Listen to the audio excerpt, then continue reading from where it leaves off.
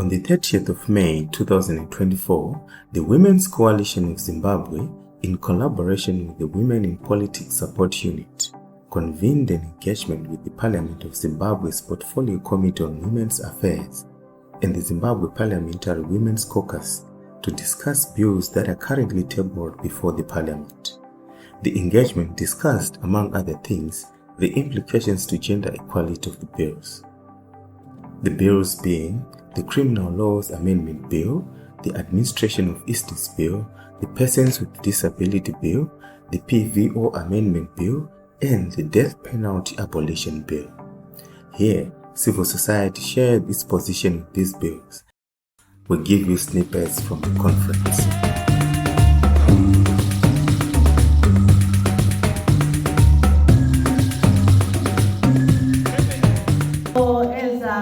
For the Criminal Laws Amendment Bill, number one key ask is that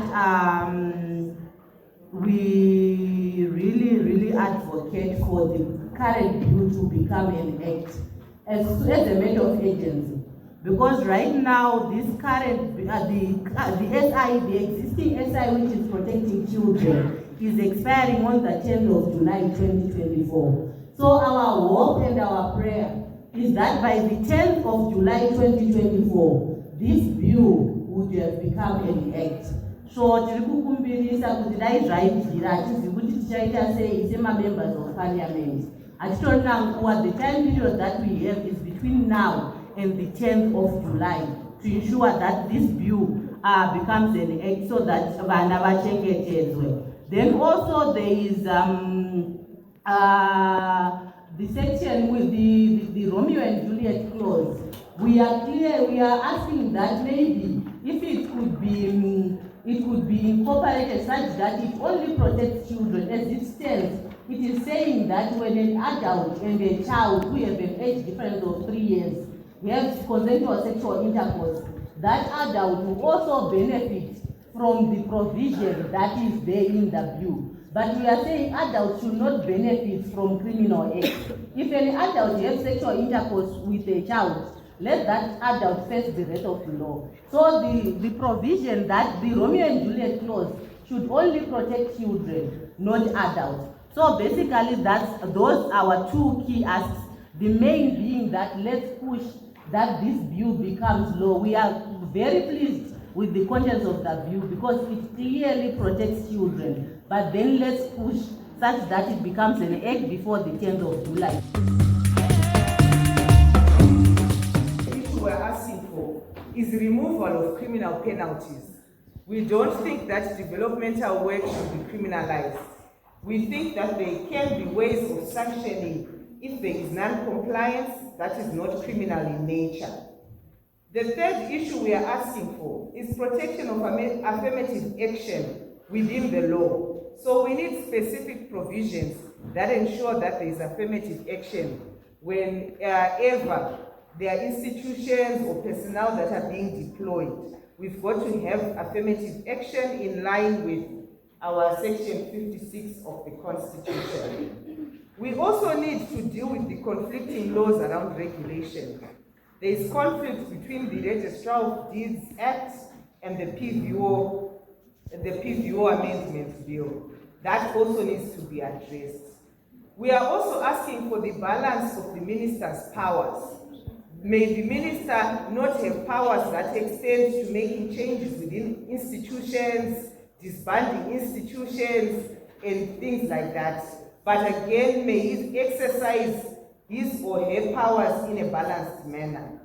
We are also asking for the removal of personal liability of directors, maintaining the distinction between the organization and the people within the organization.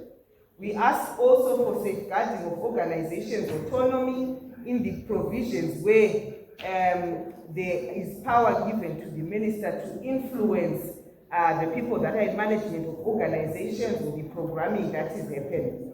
And lastly, a clearly stated risk assessment procedure to determine which are the organizations that are at high risk for money laundering or terrorism. May that be clearly spelled out in the Act.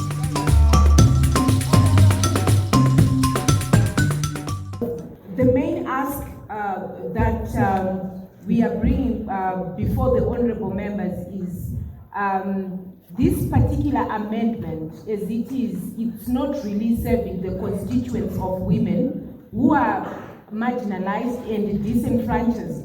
And it's not going to change any position. Time immemorial, the issues around deceased estates management has been very problematic.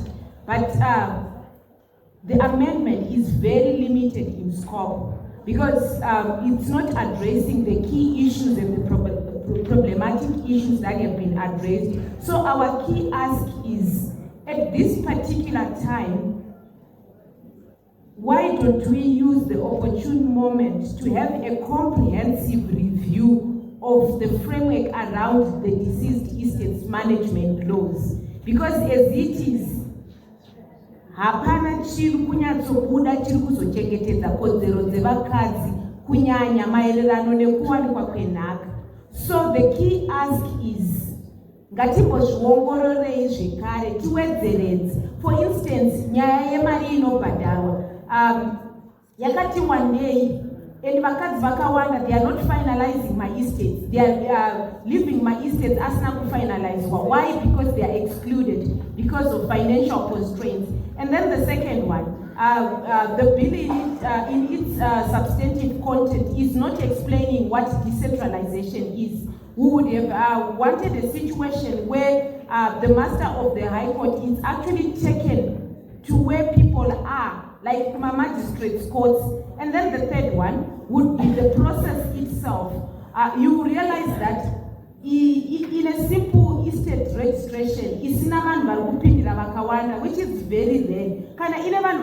You also need a lawyer, which is another cost that's added to my cost akara aripo. So what we are saying is, why don't we categorize my estates aya? My small estates, kuma courts akaita kunge kuma magistrates, where the procedure and the processes are very simplified, so that munhu wese anokwanisa kuzviitira asina kutsvaga lawyer.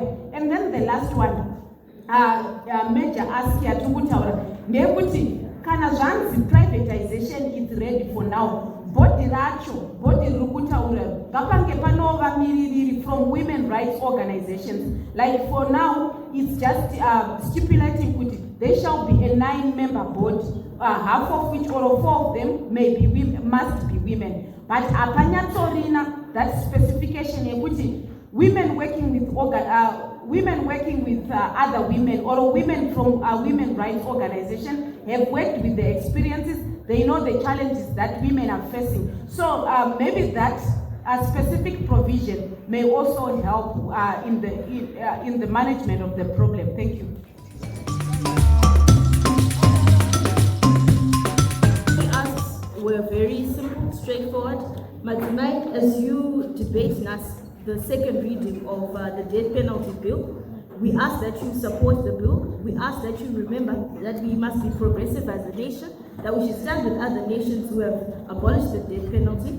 We should do away with cruel, inhumane, degrading treatment, and that we should say no to perpetuating violence. Thank you.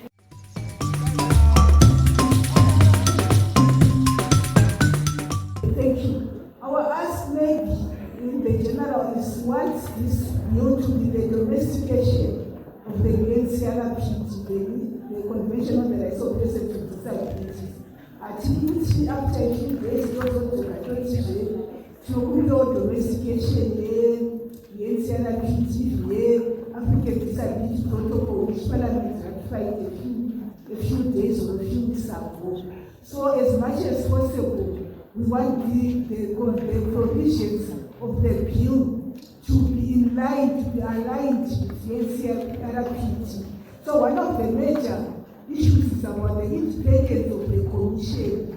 Commission ikaita civil servants mukati haizogoni kuti inatsoongorora maviolation kana kuti maimplementation emahuman rights evapersons with disability mumaministries imomo. Saka ngati provision yekuti civil servants are part of the commission, even the director of disability as an ex-official member, dzechikundoti mukati bvisa izvozvo izvo kuti nyatsoita independent, because even United Nations Convention unotaura kuti nyika imwe neimwe inofanirwa kunge ine monitoring mechanism. Saka commission iyo inenge ichimonita ma-implementation nema-human rights aspects in Zimbabwe as a whole. Okay, this is also one. We propose that the Persons with Disabilities Bill be enacted into an Act of Parliament as soon as possible before the end of this Parliament, because we are afraid that it will lapse. The outdated Disabled Persons Act is now 32 years of age, and it uses the medical and charity models of disability, and would like the rights of persons with disability to be realized within the human rights framework. So that is our proposition, our key ask, that we have the Act enacted as soon as possible, because if we are to realize Vision 2030 of leaving no one behind, knowing that inclusivity is a core value of democratic government, it is very important that we enact an enabling legislation as soon as possible, so that we realize the principle of inclusivity of everything that we do. Thank you very much.